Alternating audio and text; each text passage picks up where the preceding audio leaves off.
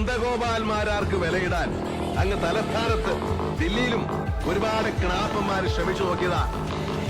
നാസിക്കിലെ reserve ബാങ്കിന്റെ നോട്ടടിക്കുന്ന പ്രസുണ്ടല്ലോ, കമ്മട്ടം, അതെടുത്തോണ്ട് വന്ന് തുലാഭാരം തൂക്കിയാലും മാരാരിരിക്കുന്ന തട്ട് താണു തന്നെ ഇരിക്കും. മക്കളെ, രാജസ്ഥാൻ മരുഭൂമിയിലേക്ക് മണൽ കയറ്റി വിടല്ലേ.